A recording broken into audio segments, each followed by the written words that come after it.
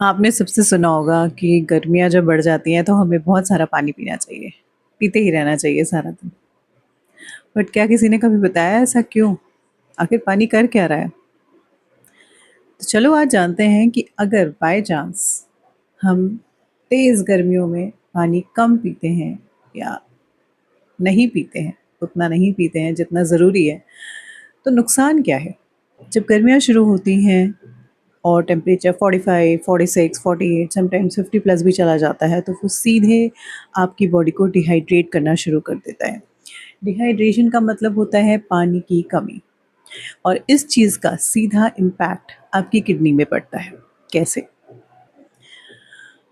हम ऐसे समझते हैं कि हमारे घर में पानी का फ़िल्टर लगा है, सभी के पास आरओ होगा आजकल तो, ठीक है?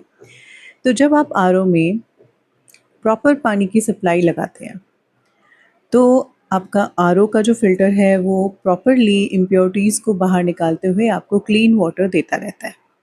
लेकिन अगर बाय एनी रीज़न आपके टैंक में पानी नहीं है या पानी आ नहीं रहा है, तो फ़िल्टर में पानी की कमी हो जाती है और फ़िल्टर में जो इम्प्योरिटीज़ हैं वो वॉश ऑफ नहीं हो पाती, जिसकी वजह से आपका जो फ़िल्टर है वो काम करना बंद कर देता है। इसी तरह हमारी बॉडी में किडनीज़ भी फ़िल्टर का काम करती हैं, जो ब्लड को फ़िल्टर करती हैं और उसमें से इम्प्योरिटीज़ यानी कि यूरिक एसिड, कैल्शियम जैसी चीज़ों को वाया यूरिन आपकी बॉडी से बाहर करती हैं और वापस से ब्लड में पानी को रीअब्ज़ॉर्ब करा के ब्लड वॉल्यूम को मेंटेन करती हैं। लेकिन अगर आप पानी कम पीते हैं या आप डिहाइड्रेट हो रहे हैं, चाहे स्वेटिंग की वजह से हो रहे हों, चाहे हीट स्ट्रोक की वजह से हो रहे हों, चाहे लू चलने की वजह से हो रहे हों, किसी भी वजह से हो रहे हों, उस केस में किडनीज़ को सफिशिएंट अमाउंट ऑफ वाटर नहीं मिलता है आपके ब्लड से कैल्शियम, यूरिक एसिड जैसी इम्प्योरिटीज़ निकालने के लिए, जिसकी वजह से आपकी किडनी प्रॉपर फंक्शन नहीं कर पाती और ये 2, 4, 6 दिनों या महीनों में भी हो सकता है।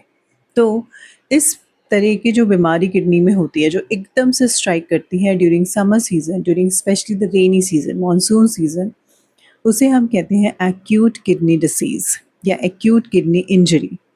ये एकदम से किडनी के फंक्शन को हैम्पर कर देती है और आप अपने ब्लड में वापस से कैल्शियम और यूरिक एसिड रीअब्ज़ॉर्ब करना शुरू कर देते हैं, जिसकी वजह से बहुत सारी डिसीज़ हमें हो सकती हैं। जैसे अगर यूरिक एसिड आ गया तो आप गाउट से सफ़र कर सकते हैं। अगर कैल्शियम रीअब्ज़ॉर्ब हो रहा है ब्लड में वापस, तो किडनी स्टोन्स भी या फिर ब्लडेड स्टोन्स, कहीं पर भी स्टोन्स फॉर्मेशन हो सकते हैं। सो डिहाइड्रेट रहना आपके लिए जानलेवा भी हो सकता है अगर आप इसे इग्नोर करते हैं। तो ध्यान रखें, पानी पीते रहिए। आप अपने बॉडी और अपने रूटीन के हिसाब से वाटर इनटेक की मात्रा का पता लगाएँ और फिर उसे अकॉर्डिंगली कंज़्यूम करें। जैसे कि अगर आप बच्चे हैं अप टू 14 इयर्स, तो फिर आप 2 से 3 लीटर या 2 से 4 लीटर भी वाटर का इंटेक कर सकते हैं। अगर आप टीन हैं, तो फिर आपका जो कंज़्यूम हो जाता है पानी का for male and female will be for males it should be around से 4 to 5 litres and for females it should be 3 to 4 litres. लेकिन अगर आप अडल्ट हैं तो आपका पानी का कंज़्यूम हो जाता है depending on your body weight, ठीक है? अगर आप एक एवरेज 60 टू 70 केजीज़ के मेल या फीमेल हैं, तो आपका वाटर इनटेक हो जाता है 4 to 6 litres for male and 4 to 5 litres for female. I hope आप समझ गए हैं कि पानी पीना हमारे लिए सिर्फ त्वचा के लिए ज़रूरी नहीं है। आपको अपनी किडनीज़ को अगर बचाना है then you have to drink lot and lot of water as much as you can. प्यास लगे ना लगे, मुझे तो पीना है।